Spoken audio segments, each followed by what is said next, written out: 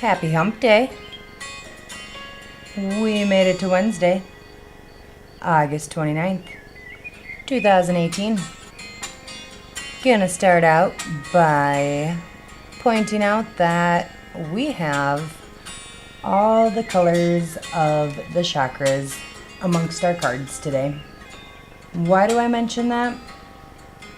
Because for those who don't understand what chakras are or aren't real educated on it, it's something that I would suggest looking up, because to many, they probably wouldn't associate seeing a lot of green objects, green pictures, whatever it is, and they probably wouldn't correlate that with the heart.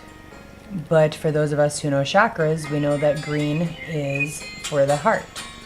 And so, with all of the colors of the chakras being amidst the cards today, I think it's just a good reminder to take a scan. Be aware of where you sit. How are your chakras looking? Are you completely out of balance, or are you spinning pretty nicely? Going into the cards, we have memories. It's the card on the left.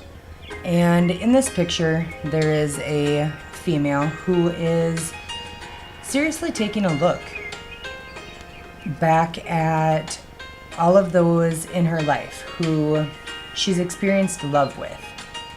She has her horse, perhaps her grandparents, and maybe her parents. There's a couple of lovebirds. There's also a woman holding a small child. Other things in the cards are a young couple, and one of them appears to be her, so perhaps it's a past lover. All of these things are placed on a map or a journey, and that map or journey is displayed on her wings. How do wings work? Well, we know that the air or the wind travels through the feathers, and then there is a whole bunch of this other aerodynamical, anatomical stuff that I have not a clue about. But what I do know is that just as the wind blows through the feathers, people can blow through our life. They kind of blow into our life maybe quickly, but then they go back out just as quickly. Some of them float in with a nice breeze, and it takes them a while. They stay for, a few years, maybe 20 years. And then they drift away back out on that same style breeze.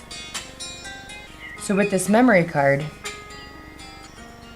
taking a stroll down memory lane isn't always a bad idea, because it can remind you that when you're feeling lonely, you have so many people who are part of your life.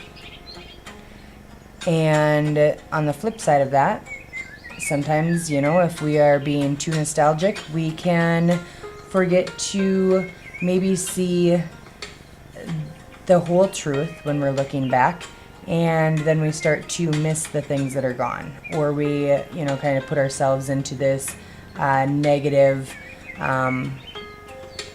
mode where we are not in the accepting mode, So, after the memory card, we are going to go to the Six of Swords, and that is reversed. When the Six of Swords is in the reverse position, communication and the delivery of it is going to be key. So think before you speak. You can deliver essentially the exact same message, but have it be received in a really positive and optimistic way, or taken completely out of context and in a negative way. And it's simply based on how you deliver it. You can add a smile. You can change your tone. Along with the Six of Swords being in the reverse position, we also have Judgment in reverse. And this is sometimes confused with, like, oh, am I going to have some crazy, judgment against me? Or, are things not going to go my way or in my favor? And that's not really what the card means. When it's in reverse, we are talking about not being so quick to jump to conclusions or to judge someone. Not to judge a book by its cover or a situation. And this card also encourages us to either do our best and keep our jobs, or know that if and when you get shit canned, chances are you're going to move into something that is far better or a more positive scenario. No matter the situation, the biggest take home about the Judgment in reverse is to remember to always live with a high sense of integrity. That is number one. Lastly, we have the crystal, and that is the Golden Healer. Up until a few years ago, and even more so in the past year, I couldn't say that I knew this from experience. But after really learning who I am and understanding that and beginning to genuinely love who I am and what my purpose is, this crystal means even more to me. Because when you understand where you came from and you begin to understand your soul's purpose, you understand the karmic lessons that you are going through and that you came into this world hanging on to. You begin to truly understand yourself and begin to love yourself. You are more patient with yourself, less judgmental with yourself. And this crystal encourages us to choose our soul to be our guide rather than our ego when we are manifesting our future, because our thoughts really do manifest our future. So recognize your potential, your abilities, your gifts, and acknowledge them. Acknowledge that the world needs you. The world needs what you can bring to the table. And if we are too busy clinging to being distracted or using all of our energy and focus on clinging to the past or shit that should be in the past, it legit puts our transformation on bypass or on hold.